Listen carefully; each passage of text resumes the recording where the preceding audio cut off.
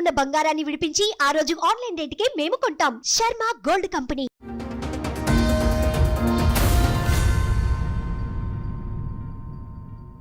నా పేరు జ్ఞానేశ్వరమ్మ, శ్రీరామోజు జ్ఞానేశ్వర్. నేను వచ్చింది చింతల నుండి అమ్మ, హెచ్ఎంటి చింతల్. మా అబ్బాయి అమ్మ. మా అబ్బాయికి మొన్న గత 1 year బ్యాక్ మ్యారేజ్ చేసినట్టమ్మా. October 18th 2024లో మ్యారేజ్ చేసినామమ్మ. అయితే అమ్మాయి ఏం చేసింది, 24 అక్టోబర్ నుండి నవంబర్ డిసెంబర్ 20 తారీఖు 24 తారీఖు వెళ్ళిందమ్మా ఇంటికి. 2 months మా ఇంట్లో ఉన్నది. ఈ 1 month ఏం చేసినాము, టెంపుల్ తిరుగుడు చేసుడు ఇవన్నీ జరిగినాయి. తర్వాత 1 month ఇంట్లోనే ఉన్నారు. అయినా ఇల్లు దగ్గర 1 kilometer 1.5 kilometer వాళ్ళ ఇల్లు కూడా దగ్గరలోనే. అయితే వస్తుంటుండే పోతుంటే నేనేమంటలేను, మంచిగా ఉంటే వాళ్ళు మంచిగా ఉంటే చాలే అన్నట్టు నేను కంటిన్యూగా పోతుంటుండే. 2 రోజులకు ఒకసారి పోతూనే ఉంటుండే. ఫోన్ రాగానే వాళ్ళ అమ్మ పిలుచుకుంటుండే వెళ్ళిపోతాడు, వాళ్ళ తమ్ముడు పిలిచినా వెళ్ళిపోతుంది, మళ్ళీ వచ్చేస్తుండే. మళ్ళీ సార్ ఇక నేను ఏమనలే, సరేలేరా ఇల్లు దగ్గరగా కొత్త పెళ్ళి అయింది ఏదో పోయి రానిలే అన్నట్టు నేను కూడా ఏమనలేను. సార్ ఇది అరేంజ్డ్ మ్యారేజ్? మీ అబ్బాయి అరేంజ్డ్ మ్యారేజ్. అరేంజ్డ్ మ్యారేజ్ అంటే మీకు వాళ్ళు తెలిసిన వాళ్ళ లేకపోతే ఎట్లా? అయితే నాకు ఇప్పుడు కాదమ్మా, ఒక 20 years బ్యాక్ వాళ్ళ డాడీ నాకు ఒక కానిస్టేబుల్ గా మనకు పరిచయం. వాళ్ళు పోలీస్ డిపార్ట్మెంట్ అమ్మా. అయితే ఒక కానిస్టేబుల్ గా పరిచయం అనమాట. మా వృత్తి కూడా వాళ్ళు కూడా ఇంతకుముందు అతను వృత్తి చేసినవాడు. అయితే డిపార్ట్మెంట్కి వెళ్ళిపోయింది, ఇక జాబ్ వచ్చింది, మంచిగా ఉన్నారు. ఆయన ఏఎస్ఐకి వచ్చిండమ్మా ఇప్పుడు. అయితే అతను ఇదివరకు 20 ఏళ్ళ కింద మేము కలిసి తిరిగే వాళ్ళమమ్మా. ఎక్కడైనా కూర్చున్నా సిట్టింగ్ ఫ్రెండ్స్ లాగా ఉండేవాళ్ళం. తర్వాత ఆయన ఒక 10 సంవత్సరాలు వేరే జాబ్కి వెళ్ళిపోయింది. మాకు గ్యాప్ వచ్చేసింది. ఇక నా నంబర్ అతని దగ్గర లేదు, అతని నంబర్ నా దగ్గర లేదు, గ్యాప్ అయిపోయింది. అయిపోయినాక ఒక రోజు ఏమైంది, మా బ్రదరు అంటే సడ్డకుడు ఒకరోజు అతనికి ఒక ఇల్లు చూపించారంట రెంట్ పర్పస్. అయితే ఆ పర్పస్కు నేను ఒకసారి పార్టీ ఇస్తున్నానంటే సరే అని చెప్పేసి మా ఇంటికి అడిగి తీసుకొని వచ్చాడమ్మా. అయితే అప్పుడు నన్ను చూసి మళ్ళీ నాకు కలిసిండమ్మా. కలిసే వరకనే అయ్యో ఈయన నాకు తెలుసు కదా మాధవచారి నువ్వు అంటే జ్ఞానేశ్వర్ అని చెప్పేసుకొని కలుసుకున్నామమ్మా. మంచిగా అయింది. తర్వాత ఇట్లా కూర్చున్నప్పుడు చేసినప్పుడు మా ఫిబ్రవరి మార్చో అమ్మా పెళ్ళి మనకు ఆగస్టులో అయింది కదమ్మా. పెళ్ళి ఆగస్టులో అయింది అంటే దానికన్నా ముందు 8 నెలల ముందే ఆ పరిచయం కలిసింది. ఇక కలిసే వరకనే మేము ఏం చేసినాం, సరే మా బ్రదర్కు అయితే మాకు ఫ్రెండ్షిప్ లాగా మళ్ళీ కలిసినామమ్మా. ఒక 15 ఎంతో డిస్టెన్స్ తర్వాత మళ్ళీ కలిసినాం. మా బ్రదర్ ఏం చేసిండు, మా బ్రదర్కు ఆల్రెడీ ఒక అమ్మాయిది ఫోటో ఇచ్చిండంట మా సడ్డకుడికి. అమ్మాయికి ఎవరైనా అబ్బాయి ఉంటే చూడు. Police department. ఇతను పోలీస్. ఒక అబ్బాయి ఒక అమ్మాయి అమ్మ. అమ్మాయి పెద్దది. నాకు ఒక అమ్మాయి ఒక అబ్బాయి, ఇద్దరు. ఈ అబ్బాయి అబ్బాయి పెద్దోడు, పాప చిన్నది. ఏం చేస్తారు సార్ మీరు? నేను SAP security ma'am, engineering complete చేసుకున్నాను. ఇప్పుడు ఇంటీరియర్ డిజైనింగ్ చేస్తున్నాను. ఆ అమ్మాయి కూడా జాబ్ చేస్తుంది? తను ఏం జాబ్ లేదు. మీ నాన్నగారు చూపించిన సంబంధం చేసుకోవాలని ఎందుకు అనుకున్నారు? అంటే చిన్నప్పటి నుంచి ఎవరు మాట్లాడట్లేదు కదా కుర్రాళ్ళు. చిన్నప్పటి నుంచి డాడీ అంటే ఇష్టం, డాడీ అంటే భయం. సూపర్. కొడతారా మీ నాన్న? కొడతాడు. బాగా పద్ధతిగా పెంచినట్టున్నారు కొట్టి. అంటే కొంచెం మా విశ్వబ్రహ్మణ్లో అది ఎట్లుంటుందమ్మా, కొంచెం పద్ధతిగా ఉండాలన్నట్టు. సూపర్. అయితే ఈ విధంగా మాకు పరిచయం అయిందమ్మా. పరిచయం అయినాక మాట మాధవచారి నీ బిడ్డది మ్యారేజ్ అన్నావు కదా, ఇక మా తమ్ముని కొడుకు కూడా ఉన్నాడు, ఒకసారి చూడు అని చెప్పేసి అన్నాడు. ఆ రోజు చూసిండు చేసిండు, సరే ఒకసారి మాట్లాడుకున్నాం. ఇక అట్లా కలిసిపోయినామమ్మా. ఇక పిల్ల బాగానే ఉందా? మీకు నచ్చింది అమ్మాయి? చూసారా? మాకు అప్పుడు చూపించలేడు. తర్వాత మళ్ళీ మాకు ఒక వీడియో పెట్టిండు, ఫోటో. ఆమె ఏది టీచర్ జాబ్ లాగా మాట్లాడుతున్నది అనమాట. అయితే ఏం చేస్తారంటే టీచర్ అని చెప్పేసి అన్నారు. టీచర్ అంటే బాబు చదువుకున్నాడు, అమ్మాయి చదువుకున్నారు, చాలు వాళ్ళిద్దరు ఆనందంగా ఉంటే మాకు చాలే అనుకో.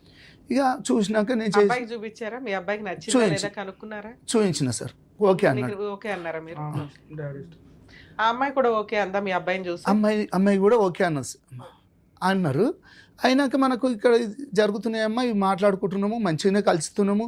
ఈ 6 months 8 months లోపల మాకు ఏమైంది, మంచిగా పరిచయం. ఆయన డే బై డే డ్యూటీ అమ్మా, ఒక రోజు పోతే ఒక రోజు ఉంటాడు. అలా నాకు ప్రతి డే బై డే ఫోన్ చేసేవాడు, కలిసేవాళ్ళము. షాప్ కాడికి వచ్చేవాడు, నాది కార్పెంటర్ పడడానికి షాప్ అమ్మ. షాప్ కాడికి వచ్చేవాడు, ఇంటికి వచ్చేవాడు, బావాదా అనేసి మేము అందరం కలుసుకుంటే ఇద్దరం ఇక కలుసుకుంటే వెళ్ళేటోళ్ళం.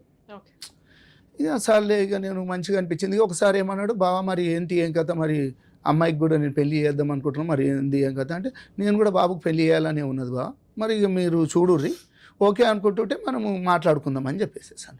సరే ఇక అయినాక సరే ఒక రోజు ఏం చేసిండు, కొంచెం నాకు ఎమర్జెన్సీ ఉంది, కొంచెం డబ్బులు కావాలన్నాడు.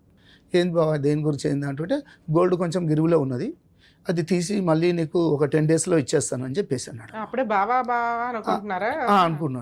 అనుకున్నారు. ఎంగేజ్మెంట్ ఏమైనా ఎంగేజ్మెంట్ అవ్వలేదమ్మా, జస్ట్ ఊరికి మాట్లాడుకుంటున్నారు. ఒక ఈ టైంలో మిమ్మల్ని అప్పు అడిగాడా? మాకు ఎట్లా అంటే కలిసిపోతున్నాం ఇక రోజు ఫ్రెండ్షిప్ లో కలవటం వేరు సార్. ఆడపిల్లని మీ ఇంటికి ఇద్దామని అనుకుంటున్నారు, ఆ మాటలు అయినాయా అవ్వలేదు అప్పటికి? ఏది అట్లా అయినాకనే నన్ను బావ అన్నాడు, ఒప్పుకుంటున్నారు మాట్లాడుకుంటున్నారు నీకు ఇద్దాము అన్నప్పుడు జోగ్గా బావాన్ని స్టార్ట్ అయ్యింది. ఆ టైంలో మిమ్మల్ని అప్పు అడిగాడమ్మా. అంటే నాకు ఏమన్నాడు అంటే గోల్డ్ కొంచెం అంత గిరువు ఉన్నది, పెళ్లి టైంకి ఇడిపించాలి వస్తుంది, అది నేను పెట్టి మళ్ళీ మళ్ళా పెట్టేసి నీకు ఒక 10 daysలో నీకు రిటర్న్ చేసేస్తాను అన్నాడు.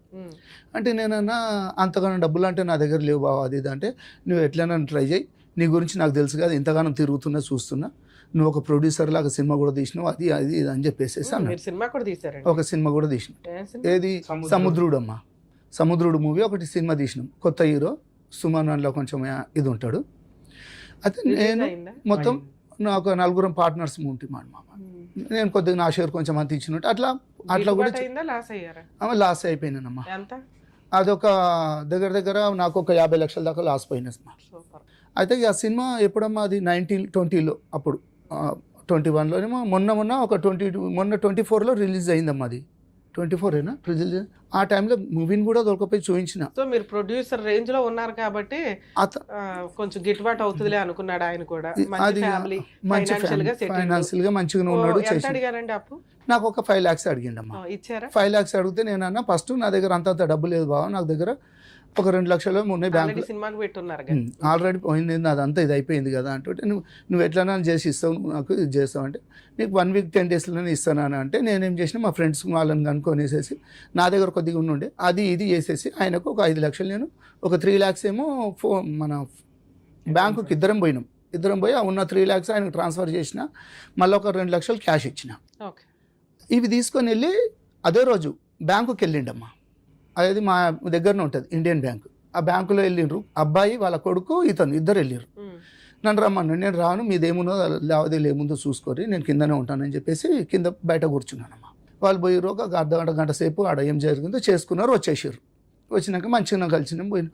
ఇక ఎప్పుడైనా ఎమర్జెన్సీ అంటుంటే బావ నాకు ఒక 50,000 ఇక్కడ కొంచెం ప్రాబ్లం. ఎంత ఇచ్చారు ఇప్పటికి? నేను దగ్గర ఒక 5 lakhs కాకుండా ఇంకో 2-3 లక్షల దాకా అవి ఫోన్ పేలలో చేసినాం. ఫోన్ పే పెళ్లికి ముందు పెళ్లి తర్వాత కూడా కంటిన్యూ అయింది? పెళ్లికి ముందు కొన్ని అయినాయమ్మా, 5 lakhs అయినాయి, మళ్ళీ కొన్ని అయినాయమ్మా ఫోన్ పే ద్వారా. కొంత 1 లక్ష అయింది, మళ్ళీ పెళ్లి తర్వాత 1,00,000 అది నాకు డేట్లతో సహా మన ఫోన్ పేలో ఉన్నాయమ్మా.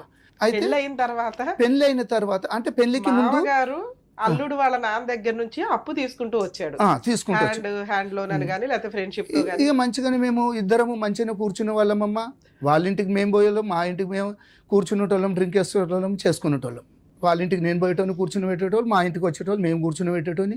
ఇట్లా మాకు ఇద్దరికి ఈ పరిచయాలు అయిపోయినాక ఇట్లా ఇచ్చుకుంటూ చేసిన. ఇక మళ్ళీ బొట్టు ఫంక్షన్ ఒకటి పెట్టుకున్నామమ్మా. బొట్టు ఫంక్షన్ పెట్టుకుంటే మేము ఏం చేసినాము, అమ్మాయికి ఒక రింగ్ ఇచ్చినాం.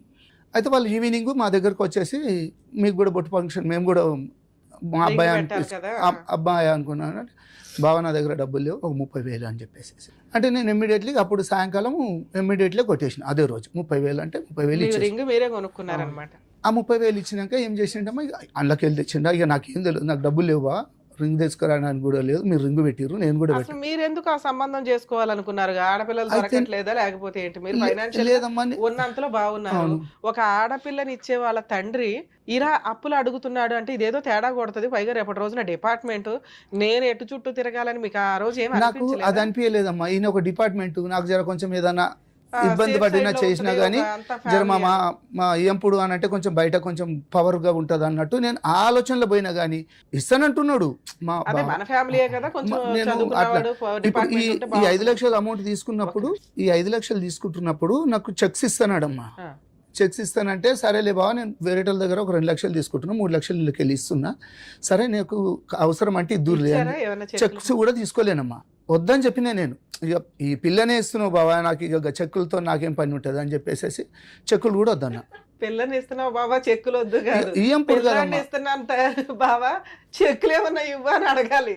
ఇక్కడ ఇస్తున్నది పిల్లాడిని అండి, మనం కాపాడుకోవాల్సిన పరిస్థితులు ఇప్పుడు పిల్లలు మగపిల్లల విషయంలో ఇలా జరుగుతుందని నాకు తెలియదమ్మా. 1-2-3 పంచాయతీలకు దొరకపోయినుండే ఈయన మంచిగానే మాట్లాడుతుండే, ఏదన్నా ఉంటే ఇగో ఇది ఇది అని చెప్పేసి అంటే నాకు కూడా మంచిగా అనిపించింది. ఆడవాళ్ళకి తప్పు ఉంటే ఆడవాళ్ళకు చెప్తున్నాడు, మగవాళ్ళకి తప్పు ఉంటే మగవాళ్ళు అరే ఏదైనా మంచిగానే చెప్తున్నాడు కదా, న్యాయంగానే మాట్లాడుతున్నాడు అన్నట్టు నేను ఏం వద్దు అన్నారు. ఇక నేను వద్దన్నానమ్మా. చెక్స్ కూడా ఇస్తాను. పెళ్లి విషయం ఎట్లాగా ఏంటి, పెళ్లి ఎట్లా జరిగింది అంటేనమ్మా, ఇవన్నీ జరుపుకుంటూ వచ్చినాయి. ఆయనకు అవసరానికి నేను ఇచ్చిన ఒకటి ఎంగేజ్మెంట్ చేసిర్రు సార్. బొట్టు ఫంక్షన్ లో ఉంగరాలకే మీ దగ్గర అప్పు తీసుకున్న వ్యక్తి పెళ్లిలో మరి మగపిల్లోడికి ఏమన్నా అయితే నాకేం చెప్పిండమ్మా, గోల్డ్ ఏమన్నా ఇవ్వలేడమ్మా. డౌరీ ఏమన్నా ఉందా? యాక్చువల్లీ డౌరీ అనగానే పెళ్లి ఖర్చుల నిమిత్తం ఏమన్నా అట్లా ఉందా? ₹1 ఇచ్చింది లేదమ్మా. ఆయన నాకేం చేసిండంటే ఎంగేజ్మెంట్ అవుతుందమ్మా. ఎంగేజ్మెంట్ అవుతుంటే ముందే చెప్పిండు, ఒక రోజు 2 రోజుల ముందే చెప్పిండు, బాగా మళ్ళీ నువ్వు నన్ను ఆడ డబ్బులు అవి బంగారం అని అడగకు, నేను తర్వాత నీకు పెడతాను, నీకు ఇస్తాను, పెళ్లి వరకు ఇష్టంతో ఎప్పుడైనా కుదిరితే చేస్తా, పెళ్లి వరకు నేను చేసిస్తా. ఇప్పుడైతే నా దగ్గర ఒక 1 మంత్ ముందు అట్లా అయ్యింది కదమ్మా ఎంగేజ్మెంట్, 1 మంత్ 1.5. అయితే ఆ తర్వాత ఇస్తాను అని అంటే నేనేమన్నుంటే పంతులు కూడా అడిగిరమ్మా, ఇచ్చేరుతుంటే ఆడ లావాదేవీలు పెట్టుకున్నాలి కదా అన్నట్టు వాళ్ళ ఇష్టం.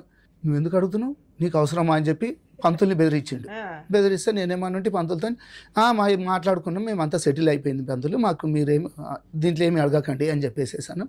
ఆయన కార్యక్రమం ఆయన చేసేసి అమ్మ. అయితే ఇక ఎంగేజ్మెంట్ అయిపోయిందమ్మా. ఎంగేజ్మెంట్ అయితే ఈ మాట కూడా చెప్పిండు, మా అమ్మాయి ఎవరు కాలు మొక్కదు, నువ్వు మళ్ళీ పెద్ద మనుషులను కూర్చుని పెట్టి మీ అన్నల్ని అక్కల్ని వదినల్ని పెట్టి కాలు మొక్కేమనవు, ఆమె మొక్కదు అన్నది. నేను సరేలే బావ అని చెప్పేసి దాన్ని కూడా ఒప్పుకున్నా. సరే కాలు మొక్కపోతే ఏముందిలే అని చెప్పేసి ఇక ఈ విధంగా మాకు మంచిగా కొంచెం ఆయన గురించి నాకు ఇది అనిపించి నేను సరే నేను అన్నిటికీ ఓకే ఓకే ఓకే అనుకుంటూ వచ్చిన. మీరు ఎంగేజ్మెంట్ నుంచి మ్యారేజ్ లోపు అమ్మాయితో మాట్లాడారా? బాగానే మాట్లాడుకునే వాళ్ళ ఇద్దరు. అంటే ఊరికే ఏదో టాపిక్ తీసుకుంటది, మా డాడీ మీకు 2 లక్షలు ఇవ్వాలా, మీకు కోట్లు ఇవ్వాలా, ఎందుకు అసలు ఆ టాపిక్ లేదు కదా మీ నాన్న దగ్గర. ఈమె తీసే టాపిక్ నాకు ఫోన్ చేస్తుంది, ఫోన్ చేసి రింగ్ పెట్టాం కదా అంటే అది మేము కొనుక్కున్న రింగ్. ఇంకోటి ఎంగేజ్మెంట్ రోజు మేడం నాకు 2.5 grams ఫస్ట్ రింగ్ తీసుకొచ్చారు, అది రీపోయింది. అది రీపోయిన తర్వాత మళ్ళీ ఏం చేసి మళ్ళీ బంగారం షాప్ పోతే పైసలు కట్టాలని చెప్పేసి డాడీ పంపించాడు. డాడీ పోయి మళ్ళీ 13,500 రూపీస్ ఎక్స్ట్రా వేసుకొని నాకు ఇంకో రింగ్ తీసుకొచ్చాడు. నువ్వేం తీసుకొస్తావు నాన్న, నువ్వు పెళ్లి పెద్దవి, నువ్వు నాకు డాడీవి, నువ్వు వాళ్ళకి పల్లి చేస్తున్నావు ఏంటంటే పోనీ బేటా అని. సరే ఆయన ఫ్రెండ్షిప్ లో 2 వైపులా కలిపి చేసుకుంటున్నాడు అనుకుందాం. మీ ఇద్దరి మధ్య ఫ్రెండ్షిప్ అంటే ర్యాపో బాగానే ఉందా మీ వైఫ్ కి? నేను చెప్పాను మ్యామ్ 2-3 times చెప్తా, వాళ్ళ ఇంట్లో కూడా చెప్పాను ఇట్లా అమ్మాయి వద్దంటుంది పెళ్లి, మరి ఎందుకు చేస్తున్నారు వద్దందా? మరి ఆ మాట మీ నాన్నకి చెప్పాను. ఏం సార్ మా అమ్మాయి కొంచెం తేడాగానే మాట్లాడింది కదా స్టార్టింగ్ లోనే, జోక్గా కూడా అనరు పెళ్లి ఇష్టమేనా అని మిమ్మల్ని ఇందాక అడిగి ఏమన్నారు, ఇష్టమే మేడం అమ్మాయితో మాట్లాడాం స్టార్టింగ్ లో అదే. మళ్ళీ తర్వాత వీళ్ళు మాట్లాడుకున్నప్పుడు ఈ మాట అన్నారంట. ఈ మాట బాబుతో అన్నారు, మా మిస్సెస్ తో కూడా అన్నదంట. అన్న వరకు నేను ఏం చేసిన, మా సడ్డకుడు ఉంటాడు కదా వాళ్ళ అక్కనే, వీళ్ళ అక్కయ్య భర్తని ఆయననే చూపించింది, మాట్లాడింది. అయితే వాళ్ళిద్దరిని పిలిపించి నేను ఇతనికి ఫోన్ చేసిన, ఏం బాబా ఇది ఏం పంచాది, ఏం లోలి, పెళ్ళే కాలేదు ఇప్పుడు ఏమో అంటున్నారు అంటే లేదు బాబా అట్లా ఏముండదు అని అంటే, నేను మా అన్నని మా వద్దని పిలిచి ఇట్లా అంటున్నదంట, మరి ఒకసారి తెలుసుకున్నాక మరి ఏదైనా ఎంగేజ్మెంట్ చేసుకుందాము అని అంటే, కాకముందు ఇది బొట్టు ఫంక్షన్ అయిపోయినాక ఎంగేజ్మెంట్ కాకముందు అయితే పోయినామమ్మ. నేను మా మిస్సెస్ వాళ్ళిద్దరు ఇంటికి వెళ్ళినాం. వాళ్ళ ఇంటికి వెళ్ళి మాట్లాడినాం. చూడు మరి మా భార్య అన్నది అనుజ్ఞ నువ్వు ఇట్లా ఫోన్ చేసి నాకు ఇష్టం లేదని చెప్పినావు, మరి ఎందుకన్నా అంటే వాళ్ళ డాడీ అన్నాడు. ఏమమ్మా అన్న అత్తయ్యతో అంటే, నేనెందుకన్నా, నాకు డాడీ నా గురించి నీకు తెలుసు కదా, నేనెందుకంటానని చెప్పేసి మాట మలిపేసేసి మాట్లాడిందట. అప్పుడే మీ వైఫ్ కి మీ అబ్బాయికి ఒక డౌట్ రావాలిగా మీకు గానీ, ఇట్లా మన ముందు ఒక ఎందుకంటే నిజం మీకు తెలుసు అమ్మాయికి తెలుసు. అవును, మీ వైఫ్ వాళ్ళు విన్నారు, మీ అబ్బాయి కూడా విన్నాడు. వాళ్ళు అబద్ధం చెప్పరు, నాన్న ఇట్లా అంది పెళ్లి ఇష్టం లేదు అని.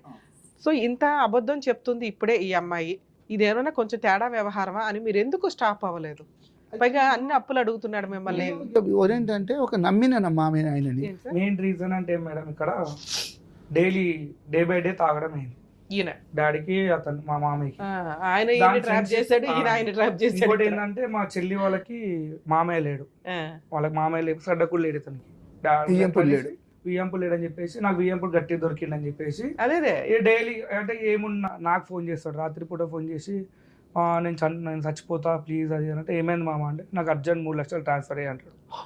నేను ఏడికి వెళ్తే వాళ్ళ మామ 3 లక్షలు నువ్వు జాబ్ చేసిన పైసలను సంపాదిస్తున్నావు అంటే నా పెళ్లి ఖర్చులు నేను గ్రాండ్గా వేసుకున్నాను మామ అంటే నాకు వచ్చి ఇట్లా ముద్దులు పెట్టిండు, అల్లుడు నువ్వు సూపర్ అల్లుడు అది అనేసి.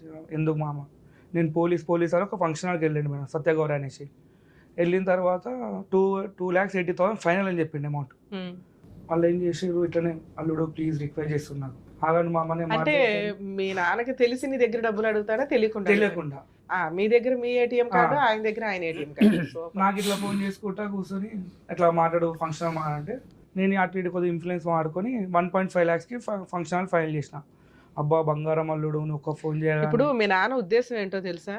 మీ మామగారు డిపార్ట్మెంట్ ఎక్కడికి వెళ్ళినా ఇలా వెళ్ళి నుంచోవచ్చు, ఫంక్షన్ హాల్ డబ్బులు కూడా తగ్గుతాయి అందులో. కానీ ఆయన వెళ్ళి రికమెండ్ చేసుకున్న దానికంటే కూడా మీరు వెళ్ళి రికమెండ్ చేసుకుని తక్కువ చేశారు. నేను రికమెండ్ కూడా చేయలేము, జస్ట్ ఓనర్కి వెళ్ళేసి డైరెక్ట్ మాట్లాడడం వల్ల డైరెక్ట్ ఓనర్కి కాల్ చేసిన, అన్న అది నా పెళ్ళి అన్న అంటే అయ్యా తమ్ముడు నీ పెళ్ళ, సరే 1.5 lakh ఇచ్చేసాను లాస్ట్ అనేసి.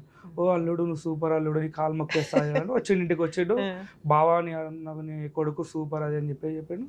నెంబర్ ఆఫ్ మళ్ళీ బాటిల్ పట్టుకున్నాడు, మళ్ళీ స్టార్ట్ మళ్ళీ దిగ్విజయంగా అయిపోయిన తర్వాత కొన్ని రోజులకి ఇట్లా అన్న డాడీ జర తేడా కొడుతారు. ఇంకోటి ఏంటంటే అదే పెళ్లి మండపంలో నాకు కాలర్ పెట్టి గుంజేసిండు, ఏమైంది లేట్ వచ్చినావు అనేసి.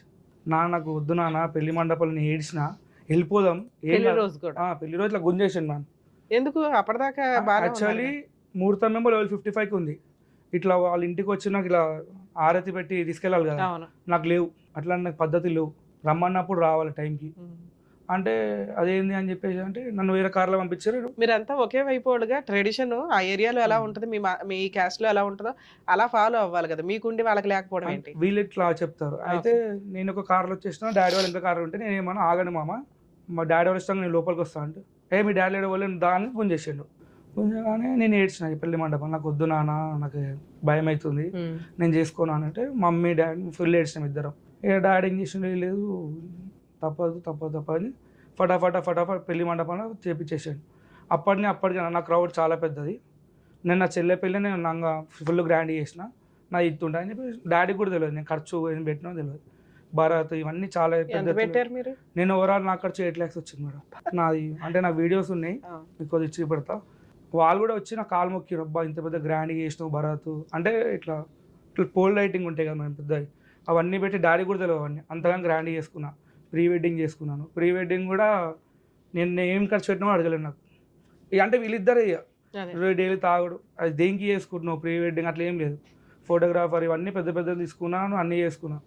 పెళ్ళైన 2 రోజులకి లొల్లి స్టార్ట్. ఫస్ట్ నైట్లు జరిగినాయి అర్థం కాలేదు. కోఆపరేట్ చేసిందా ఫిజికల్ గా?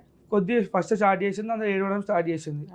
నేను బండల మీద వండుకుంటాను, వచ్చి చెప్పాను ఇంట్లో నాన్న పిల్ల ఇట్లా చేస్తుంది సైకో చేస్తుందా అంటే అదు ఏమంటారు ఇట్లా అవుతుంది అని చెప్పారు. దాని తర్వాత చూసుకున్నా అటు ఇటు ఫుల్ టార్చర్ పెట్టేసారు. నాకు ఫోన్ చేస్తాడు, హలో ఏడున్నావు అంటాడు. చెప్పండి మా అంటే అల్లుడు అని రెస్పెక్ట్ ఉంటుంది, అయిపోయింది. ఏడున్నావు ఇంట్లో చికెన్ వండిపోయిస్తాం దా తినడానికి రా అంటాడు. అరే ఇదేంది మా డాడీ ఇట్లా పిలుస్తుండు అంటే వాళ్ళకి పద్ధతి అంటాడు. అరే పద్ధతి ఒక అల్లుడిని నేను ఇంటికి కోసం నాకు వాల్యూ అంటే వచ్చినావా నమస్తే కూర్చో అంటాడు ఇంటికి పోతే. మళ్ళీ ఇంకొకటి కొత్త పెళ్ళి అయింది మేడం, ఒక రూమ్ అని ఇయ్యాడు మేడం. ఆమె వాళ్ళ వండుకుంటుంది, నన్ను ఇంకో ఈ రూమ్లో వండి పెడతారు. వాళ్ళిద్దరు కొత్త పెళ్ళి అని చెప్పేసి వాళ్ళిద్దరు ఆ రూమ్లో ఉంటారు. నేను వాళ్ళ ఇంటికి పోతలే అంతే కదా. నేను చేడ్చిన ఏంది నాన్న ఈ కర్మ నాకు ఇంత మంచి లైఫ్ నాకు నాశనం చేసిన, నన్ను వద్దొద్దు అన్న కూడా ఆగలేవు నువ్వు అంటే ఏమైనా మంచోడు అనుకున్నా. ఇక రాత్రి పూట 1 o'clock 2 o'clock ఇలా ఫోన్ చేసి నాకు అర్జెంట్ 1,00,000 రూపాయలు, నాకు అర్జెంట్ 30,000 అంటాడు. అది ఊరికే పైసలు అడుగుతుండు. మ్యారేజ్ అయిన తర్వాత ఏమన్నా మీరు ఇచ్చారా మీ నాన్నకి తెలియకుండా? నేను ఇవ్వలేము, నేను ఏమన్నా డాడీకి చెప్పేస్తాను. మీ నాన్నకి తెలిసి ఎంత ఇచ్చారు? నేను అంటే డాడీ అమౌంట్ తీసుకొచ్చి మళ్ళీ ఇచ్చేస్తాను అంతే. అంటే నా పేరు చెప్తాడు డాడీ కొడుకు దగ్గర. సరే అమ్మాయి ఎప్పటిదాకా మీతో కాపురం చేస్తుంది? October 18th పెళ్ళి అయింది. అటు ఇటు పోయేసరికి December 17th రోజు December 15th నుంచి ఆమె కడుపున వస్తుందని చెప్పారు మేడం. అయితే నేను ఇంట్లో అయిపోయి నేను ఆఫీస్కి వెళ్ళిపోయినా, హాస్పిటల్కి తీసుకెళ్ళినా. మమ్మీ తీసుకెళ్ళిన తర్వాత ప్రెగ్నెంట్ కన్ఫర్మేషన్ వచ్చింది. వాళ్ళు ఏం చేశారు అంటే రాలేరు మేడం, వస్తున్నా రాలేరు. నాకు కన్ఫర్మేషన్ ప్రెగ్నెన్సీ కన్ఫర్మేషన్ అయింది. ఆమెకి అప్పుడు డేట్ రాలేనప్పుడు వచ్చింది, డిసెంబర్లో అయింది. అయితే నేనేం చేసిన, నేను వాళ్ళకి ఫోన్ చేసుకున్నా, మామయ్య మీరు తాత అవుతారు అనేసి. హ్యాపీ లేదు వాళ్ళకి ఫేస్, అర్థమైంది. నేను ఒకటే మాట, నేను వాళ్ళ ఇంటికి పంపా డాడీ అనేసి అన్న. లేదు పద్ధతి ఉంటుంది, వాళ్ళ ఇంటికి పంపాలంటే ఆ బాధ వాళ్ళకి ఏమైనా అయితే నువ్వే బాధ తీసుకుంటావు డాడీ అనేసి అన్న. డిసెంబర్ 25th రోజు వాళ్ళ ఇంటికి వెళ్ళింది మేడం. వస్తలేదు, నేను ఫోన్ చేసి వస్తలేదు. కరెక్ట్ మళ్ళీ జనవరి 7th 8th రోజు నాకు ఫోన్ చేసి ఇట్లా హార్ట్ బీట్ లేదు, నువ్వు ఎవరు చెప్పకు అని చెప్పేసి వాళ్ళ ఇంట్లో ఫోన్ చేసి. నేను హైటెక్ సిటీ రోడ్ మధ్యలో ఉండేసి నేను ఏడ్చుకుంటా మా డాడీకి ఫోన్ తిట్టేసిన, నువ్వు ఎట్లా డాడీ అయినా నాకు తండ్రి. సరే మీరు కూడా వెళ్ళి మెడికల్ గా నేను వస్తాను మావయ్య అని వెళ్ళి చూడొచ్చు కదా, వెళ్ళినా నిజంగా వీళ్ళు చెప్తున్నది నిజమా కాదా అని. వెళ్తేనే నన్ను ఊకేసారు మేడం హాస్పిటల్ నుంచి. ఎందుకని? ఆ హాస్పిటల్ నుంచి నేను అడిగిన రీజన్, అంటే ఒక రీజన్ ఉంటుంది కదా, అవును ఎందుకు పోయిందో రీజన్ ఉంటుంది. ఇప్పుడు చికెన్ తిన్నందుకు పోయిందా అని, హార్మోన్స్ వల్ల. లేదు ఈ టైంలో హార్ట్ బీట్ లేదని చెప్పి నన్ను డోర్ పెట్టేసి వెళ్ళిపోయింది డాక్టర్. అది మ్యానిపులేట్ చేసిండు డాక్టర్ని నీలోఫర్ హాస్పిటల్లో. నేను పొద్దున్న రమ్మంటే 10 o'clock రమ్మంటే 10 o'clock రెడీ వెళ్తున్నా. ఆ రిపోర్ట్స్ తీసుకొని మీరు సెకండ్ ఒపీనియన్కి వెళ్తే తెలుస్తుంది కదా. నేను అడిగినా మ్యామ్, రిపోర్ట్స్ కూడా ఇవ్వలేరు. నేను రిపోర్ట్లు అడిగినా, మళ్ళీ నేను ఫైట్ చేసిన, ఒక 4 months నేను ఫైట్ చేసి మళ్ళీ ఏప్రిల్ అని తెచ్చుకున్నా. ఎందుకంటే నా లైఫ్ అంటే నేను ముందు డాడీ చెప్పిన, నేను 100 మంది దగ్గరికి వెళ్తాను, నాకు నా పిల్లం కావాలని చెప్పేసి నేను ఫైట్ చేసి తెచ్చుకున్న 4 days మళ్ళీ వెళ్ళిపోయింది. నాకు కడుపు నొస్తుంది. కరెక్ట్ 2:30 కడుపు నొస్తుంది అంట మేడం రాత్రి. నేను 2 o'clock ఇంటికి వస్తాను, 2:30 కడుపు నొప్పి స్టార్ట్. ఎందుకు వస్తుందని మళ్ళీ హాస్పిటల్ తీసుకెళ్ళినా, అన్ని టెస్ట్లు చేపించినా ఏం లేదు, నెగిటివ్ మొత్తం. అరే ఏంది ఇంతగానం చేస్తున్నా, నాకు ఇది ఏం టార్చర్ అని నేను బండలపైన వండుకుంటాని పంపించేసిన ఇంటికి. వాళ్ళు వెళ్ళిపోయారు, కొట్లాడి వెళ్ళిపోయారు. మళ్ళీ వస్తలేదు. అమ్మా ఇలా జరిగిపోయినాక మ్యారేజ్కి ఏం చేసిండ్రమ్మా, మ్యారేజ్ పప్పన్నం పెట్టమని చెప్పినామమ్మా. ఏది ఎంగేజ్మెంట్లు అయిపోయినాయి, ఇవన్నీ అయిపోయినాయి. వాళ్ళు చెప్పిన దానికి నేను ఒప్పుకుంటూనే ఉన్నా. సరే ఇలా కాకపోతే రేపు పొద్దున ఒకటే అన్నాడు, నాది మళ్ళీ నెక్స్ట్ ఒక 4-5 సంవత్సరాలు అయితే నాది రిటైర్మెంట్ అవుతుంది బావ, నాకు పైసలు కూడా వస్తాయి. ఇందులోకి వెళ్ళి ఇచ్చింది బంగారం అమ్మాయి పేరు మీద ఒకటి పెట్టిండమ్మా. అది గోల్డా రోల్డ్ గోల్డా నేను ఇంతవరకు అడగలేను, చేయలేను, నాకు అవసరం లేదు. అమ్మాయికి పెట్టుకున్నాడు, నేను అడగలేను. సరే ల్యాండ్ ఇస్తాను అన్నాడు కదమ్మా. నేను పెళ్ళి కాక ముందు నుండి నేను అడుగుతున్నా, బావ ఒకసారి ల్యాండ్ చూసి వద్దాం అమీన్పూర్లో ఉన్నది అన్నాడమ్మా. అయితే ఆ ఆడ ల్యాండ్ లేదమ్మా, డాక్యుమెంట్స్ ఉన్నాయి కానీ ల్యాండ్ లేదు. అయితే ఇది ఎప్పుడో కొనుక్కున్నారంట వాళ్ళకు, ఈ రియల్ ఎస్టేట్స్ వాళ్ళు వాళ్ళకు డబ్బులు ఇవ్వకపోతే మళ్ళీ వాళ్ళే ఆప్కో చేసుకొని అదంతా అడగడం వల్ల వాళ్ళు ఏమైనా అలిగి గొడవ పడ్డారు. అది నేనేమన్నుంటి. అయితే ఏంది బావ ఇక్కడ జాగలేదు ఏం లేదు, మొత్తం బాండరీలు కట్టేసుకోరు. బాండరీ కట్టుకున్నాడు. నేను లోపల పోనీకే ఒక గేట్లోకి వెళ్ళి పోయినాం. 2వ గేట్ ఉన్నది ఇంకో లోపల.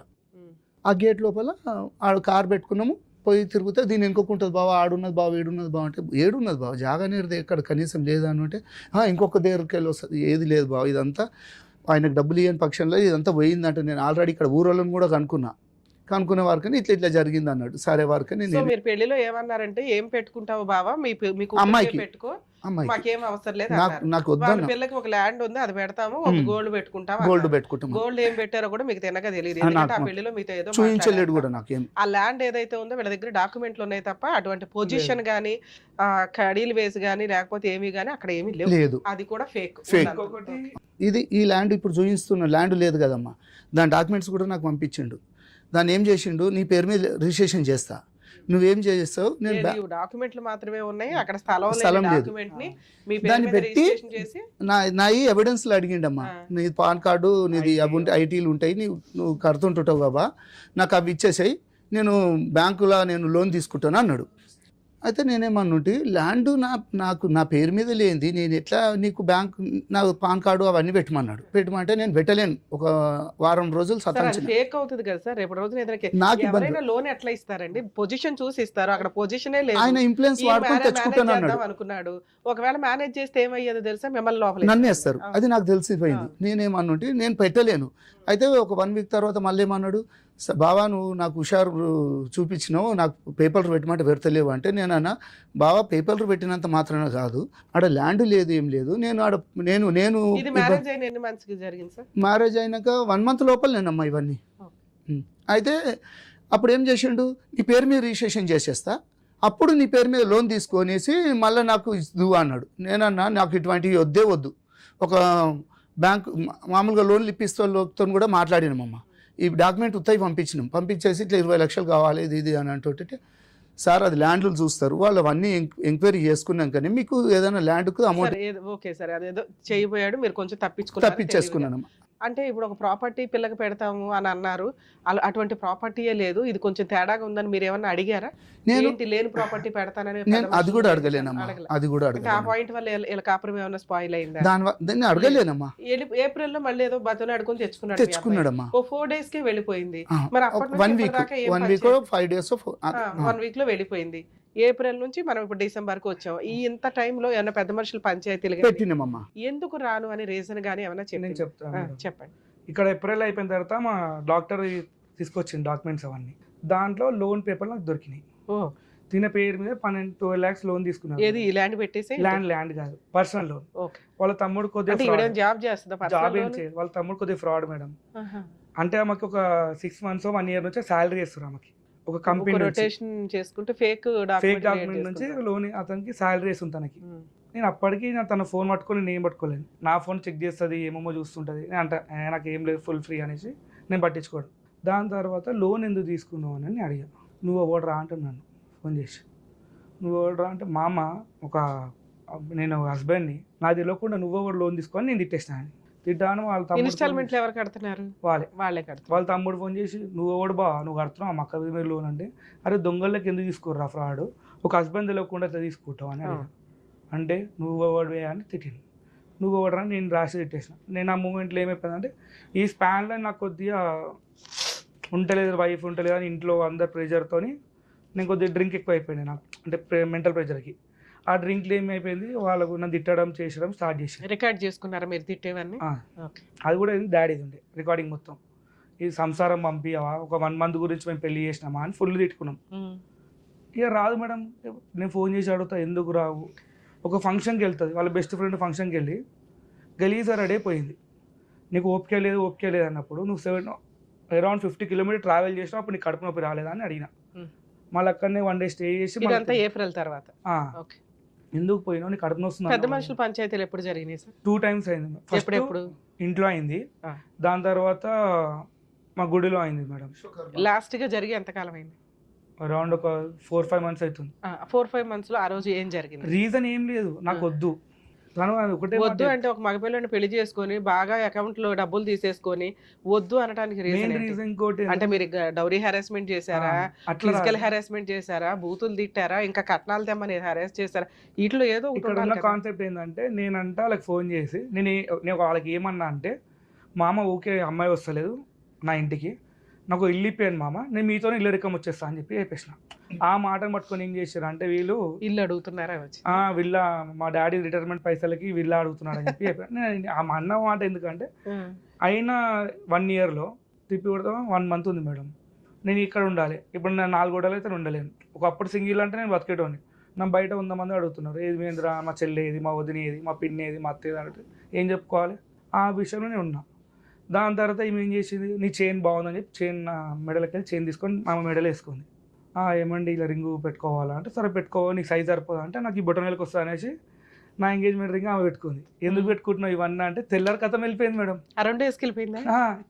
వెళ్ళిపోయిన తర్వాత ఏమంటే, నేను ఫోన్ చేసిన నా తీసుకుపోయినామంటే, మా డాడీ పెట్టినా అంటది. అరే మీ డాడీ ఎందుకు పెట్టింది, మా పైసలు అవి నేను కొనుక్కుని, నువ్వు నా బంగారం తీసుకొని నువ్వు అన్నిట్లో నాశనం చేస్తున్నావు ఏందని నాకు మా డాడీ ఫుల్ క్లాసెస్ అని. ఇద్దరు తెరువైన బకరాలు కూర్చున్నారు నా ముందు. ఇద్దరం కొట్టుకున్నాం, తిట్టుకున్నాం, చేసుకున్నాం. డాడీ ఇంత మోసం చేస్తున్నావు, నువ్వు ఇంతగానం ఏం చేసినావు అంటే ఇన్లేడు. ఫైనల్ గా ఏంటి సార్ ఇక్కడ దాకా రావడానికి రీజన్? మ్యామ్ అది ఏంటంటే మ్యామ్, నాకు మా పైన ఇష్టమైన FIR రాశారు మేడం. కేసు రిజిస్టర్ అయింది. ఎప్పుడు ఎక్కడ? జీడిమెట్ల PS లో రిజిస్టర్ అయింది. మా కౌన్సిలింగ్ కూడా అయింది మేడం. మాకు ఇద్దరు కౌన్సిలింగ్ అవుతుంది. అరే ఆగునా 2 నిమిషాలు. మా ఇద్దరు కౌన్సిలింగ్ అయింది. అమ్మాయి రీజన్ చెప్తలేదు, ఎందుకు వద్దు మీ హస్బెండ్ అంటే. ఇద్దరు 2 times కౌన్సిలింగ్, 2 times కూడా నాకు వద్దు అని చెప్తున్నా కానీ రీజన్ చెప్తలేదు పర్టికులర్. నేను చెప్పేసినాను, వస్తే నేను సంసారం చేసుకుంటా, అది మీ ఇష్టం అని చెప్పేసి నేను వచ్చేసిన బయటికి. అయితే దాని తర్వాత అక్కడ 2-3 కౌన్సిలింగ్స్ జరుగుతాయి. ఏమంది కౌన్సిలింగ్ లో ఏం చెప్పట్లా? కౌన్సిలింగ్ పెట్టారు కేటు నా పేరు మీద, మమ్మీ పేరు మీద, డాడీ పేరు మీద, చెల్లి పేరు మీద. అన్మ్యారీడ్ అమ్మాయి పేరు మీద. చెల్లి పేరు మీద ఎందుకు పెట్టారంటే, మీ సిస్టర్ మ్యారేజ్ అయింది, తనకు బాబు. ఎక్కడ ఉంటది? బోరబండ. మీకంటే ముందు మ్యారేజ్ అయిందా? నాకంటే ముందు 4 years అవుతుందమ్మా. 22 అయింది. అంటే ఏమేమి పెట్టిరంటే, నేనంటే మాకు రోజు టార్చర్ పెట్టి మిగతా కట్నం తీసుకురా, మిగతా బంగారం తీసుకురా. మిగతా ఓకే, అసలు ఎంత ఇచ్చారంట? అసలు ఏం లేదు. అక్కడేదో రాసుంటారు వాళ్ళ డాడీ అసలు ఎంత రాశారు అంటే 10 lakhs క్యాష్ రాశారు, 20 lakhs గోల్డ్ రాశారు, 20 తులాల గోల్డ్ రాశారు, సిల్వర్ అలా బట్టలు ఏమేమో రాశారు మేడం. అవి ఏం లేవు. నా దగ్గర ప్రూఫ్ అని చెప్పేసి నేను సబ్మిట్ చేసిన. నేను మా చెల్ల అంట ఆమెకు రోజు టార్చర్ పెట్టుకుంటే నా పైసలు తీసుకురా అని అడిగినానంట. మీ చెల్లి ఎక్కడ ఉందమ్మా ఇంట్లో? పాప ఆవిడ ఉండదు కదా. వీళ్ళు అంటే కేసు స్ట్రాంగ్ కావాలని చెప్పేసి మమ్మీ అంట తను నిద్రపోతుంటే బకెట్ వాటర్ పోసి లేవు ఊడు అని చెప్పేసి అడిగినామంట. అయితే ఇంకోటి ఏమో చెప్పింది, మేము డైనింగ్ టేబుల్ మీద కూర్చోవద్దు, మేము మంచం మీద కూర్చోవద్దు అంటే మీ డాడీ ఏమన్నాడు, పొద్దున్న లేచి ఇల్లుడు వాళ్ళమ్మ అంటే మా కూతురే మా సర్వెంటా. అమ్మ పెళ్ళి అయిందమ్మా, పెళ్ళి అయిన కొత్తలో వచ్చిండ్రు, మంచిగానే ఉన్నారు, అన్నిటికీ మేము అడ్జస్ట్ అయిపోయినాం. పెళ్ళి అయినా ఇంట్లోకి వచ్చిండ్రమ్మా, ఇంట్లో అయినాక అడ్జస్ట్మెంటింగ్ అయిపోయినామో అంతా ఉన్నాం. అయితే ఇక ఆమె ఇక సోఫాలలో కూర్చున్నాడు, డైనింగ్ వీటిల మీద కూర్చున్నది. అయితే నేనేం చెప్పినట్టు అంటే, సరే కొన్ని రోజులు కొత్తగా వచ్చింది కదా మెల్లగా చెప్పుకుందాము, మనం మార్చుకుంటామని చెప్పేసి ఆయనతో కూడా చెప్పినమ్మా, నేను మంచిగా మార్చుకుంటాం, మీ దాంట్లో మీకు పద్ధతులు అనేవి తెలుస్తలేవు, మా దాంట్లోకి వస్తే మా పద్ధతులు ఇట్లుంటాయి మా అని కూడా చెప్తే ఆమె ఏం చేసింది, సరే కానీ నేనేం చెప్పినమ్మా, ఒక ఇల్లు ఉదయం లేవగానే ఆడవాళ్ళు ఏం చేసుకుంటారమ్మా, ఇక ఇల్లు ఊడ్చుకొని కొంచెం దేవునికి దీపం పెట్టుకునాలా అంటే, లేదు మామయ్య నువ్వు దీపం పెడుతున్నావు కదా, రోజు నువ్వే పెడతావు కదా అంటే, రోజు నేను పెడతానమ్మా, ఏదో ఒక రోజు పెట్టుకునాలి కదా, నువ్వు కూడా పెట్టుకున్నాను దేవునికి అంటుంటే, ఆమె దీపం ఇంతవరకు పెట్టింది లేదు, ఇల్లు ఊడ్చింది లేదు, వాకిలు ఊడ్చింది లేదు.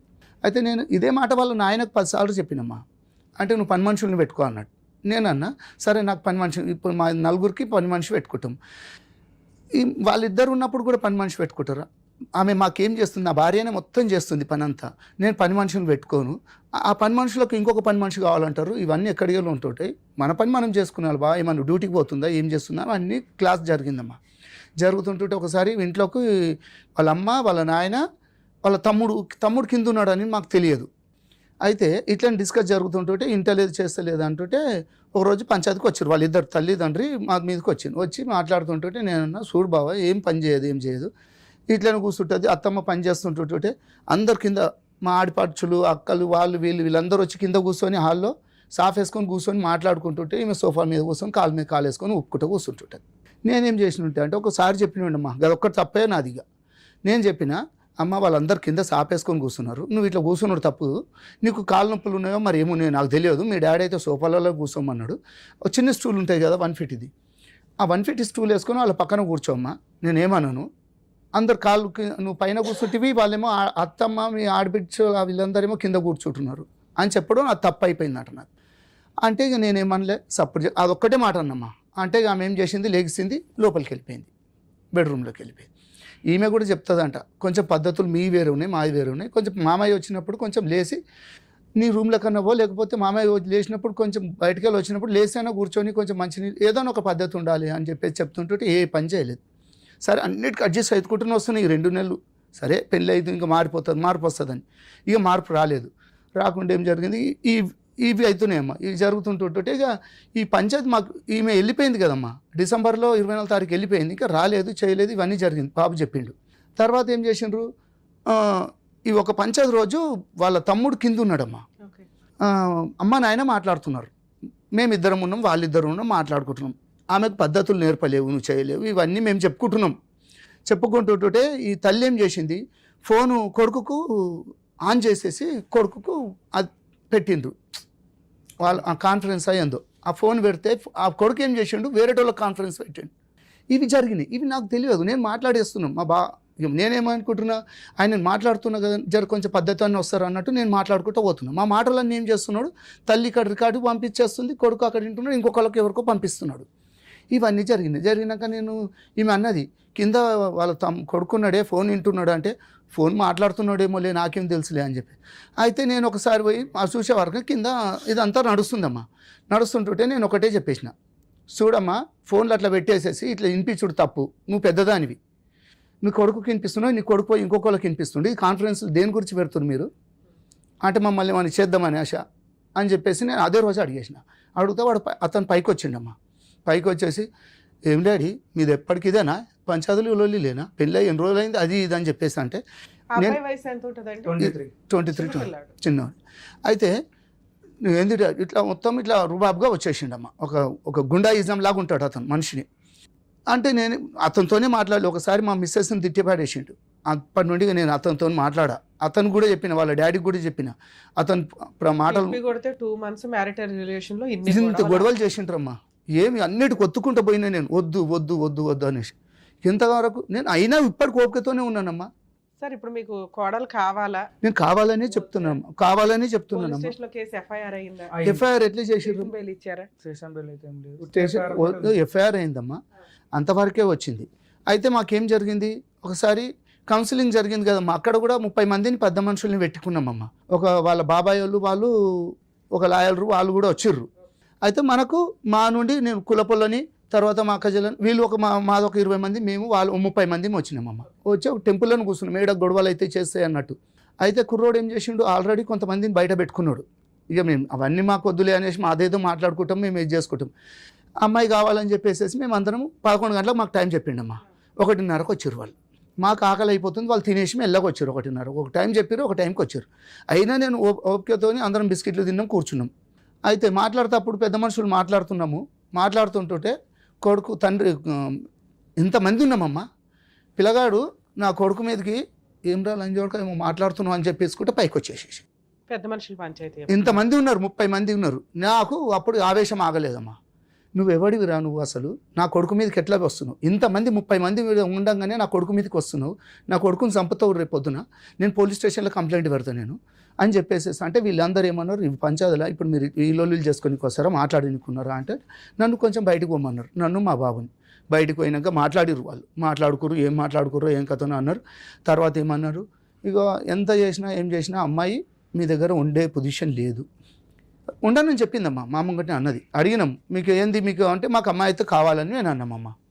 అమ్మాయి కావాలి, మాకు పెళ్ళి 2 నెలలు కూడా కాలేదా, మా పిల్లగాంది ఏంది ఇది, 2 నెలలకు నేను పెళ్లి చేసుకుని 25-30 లక్షల రూపాయలు ఖర్చు పెట్టుకున్నా. ఎంత గొడవ జరిగి అబ్బాయిని కొట్టి ఎవరైతే బామ్మరిది కొట్టడానికి వచ్చిండు, కొట్టలేడు. అంత దూరం వచ్చిన కేసులు, మీ వైఫ్ ని తిట్టి, ఈయన్ని తిట్టి, మిమ్మల్ని తిట్టి, ఇలాంటి కేసులు అయినా ఇంకా అమ్మాయి కావాలనుకున్నారా? అమ్మాయి మారుతుంది అని చెప్పేసి మొన్న ఎప్పుడైతే పోలీస్ స్టేషన్లకు మాకు ఇవన్నీ జరుగుతున్నాయో, ఇక మాకు ఎప్పటికొనేది టార్చర్ ఏమో. సరే, ఫుల్ అండ్ ఫైనల్ సెటిల్మెంట్ మాట్లాడుకోపోయారు? అడిగాం మేడం, మాట్లాడితే తర్వాత వాళ్ళకి ఒక దగ్గర 80 lakhs దాకా అప్పులు ఉన్నాయి. ఆ పైసలు డిమాండ్ చేస్తారు. ఫస్ట్ ఏమో 50, అట్లా 50, 100, ఫస్ట్ ఏమో 75 lakhs అడిపించారు, దాని 50 అడిపించారు. మళ్ళీ ఇంకొకళ్ళు వచ్చి మా ఇంటికి వచ్చి సెటిల్మెంట్ మాడితే వాళ్ళ తప్పు అని చెప్పి తిట్టించేసి వాళ్ళని తిట్టేసారు. అక్కడ నుంచి 25కి వచ్చారు. మళ్ళీ ఇంకొక ఏరియా పెద్దవాళ్ళు ఇప్పుడు అవుతుంటే అతను పెద్ద మనిషి వచ్చేసరికి ఆయన కూడా వాళ్ళ తప్పు అన్నందుకు మళ్ళీ లాస్ట్కి వాళ్ళు ఇప్పుడు ఎంత 20కి వచ్చారు. నేను ఒకటే అన్నా 9 రూపాయి అయితే ఇచ్చేది లేదు, మా తప్పులు లేవిడ, అందరు తెలుసు కాబట్టి తప్పులు మీ ఉన్నాయని చెప్పేసి మీకు సపోర్ట్ చేయకుండా నీ PS లో సెటిల్మెంట్. మరి మీకు రావాల్సిన ఎంత నాకు వచ్చేదైతే అందులో ఏం చేసిండమ్మా, మాకు ఒక 5 లక్షల రూపాయలు ట్రాన్సాక్షన్ చేసిండమ్మా. అంటే 5 లక్షలు ట్రాన్స్ఫర్ చేసిండు. ఏది నాకు ఫస్ట్ ఇచ్చిన అమౌంట్ ఉంది కదా, అది పెళ్ళి అయినాక 1 వీక్ 15 days నాకు అమౌంట్ ట్రాన్స్ఫర్ చేసిండు, నా అకౌంట్లోకి ట్రాన్స్ఫర్ చేసిండు.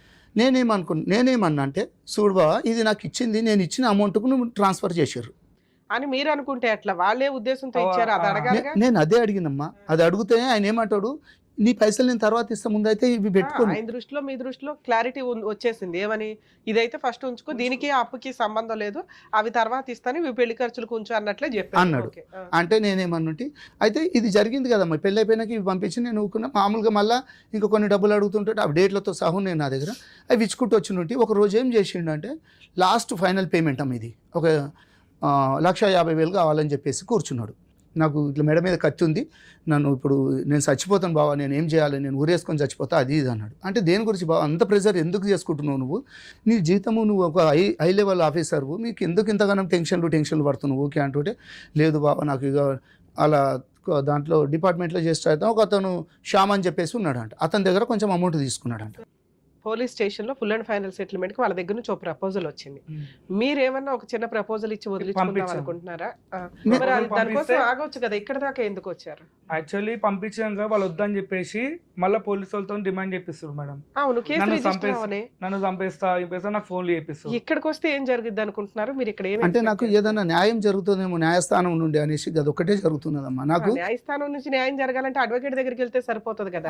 అడ్వకేట్ వాళ్ళకి కూడా మేము మాట్లాడుతున్నామమ్మా. ఎందుకంటే ఇప్పుడు PSలోకి పోయినరు కదమ్మా, మా మీద అందరి మీద నేను మా కూతురు కూడా టార్చర్ చేసింది అన్నట్టు పెట్టిర్రు. మాకు భయం అయిపోతుంది, ఎందుకంటే ఆయన డిపార్ట్మెంటు తర్వాత ఆయన దగ్గర ఆయన వెనకాల పెద్ద పెద్దోళ్ళు ఉన్నారు. మాకు కనీసం ఇట్లనన్నా మాకు కొంచెం సేఫ్టీ ఏమన్నా మాకు ఏదైనా అదే ఏమంటారు రక్షణ ఏమన్నా కలుగుతుందేమో అన్నట్టు, మాకు రేపొద్దున మమ్మల్ని వేరేటోళ్ళు ఇబ్బంది పెట్టొద్దు అన్నట్టు నేను ఇట్లా వచ్చినానమ్మా. సో ఇక్కడ ఈ వీళ్ళ స్టోరీ వింటే మీకు కొంత అర్థమై ఉంటుంది. రోజు మనం ఎపిసోడ్స్లో రెగ్యులర్గా చెప్పుకుంటూనే ఉన్నాం, మ్యారిటల్ రిలేషను నిలబడుతుందా లేదా అనేది నీటి మీద బొడగలాగా అయిపోయింది ఈ రోజున పరిస్థితి. దీనికి pre wedding shoots, grand marriage, విచ్చలవిడి ఎక్స్పెన్సెస్, అది అబ్బాయి తరపు వాళ్ళు పెట్టుకుంటున్నారు, అమ్మాయి తరపు వాళ్ళు పెట్టుకుంటున్నారు. లీగల్గా ఏం చెప్తున్నాం, రిజిస్టర్ మ్యారేజ్ చేసుకోండి, ఇటు 10 మంది అటు 10 మంది, తర్వాత రిసెప్షన్ పెట్టుకోండి, ఇద్దరు ఈక్వల్గా వేసుకోండి, ఇది లీగాలిటీ.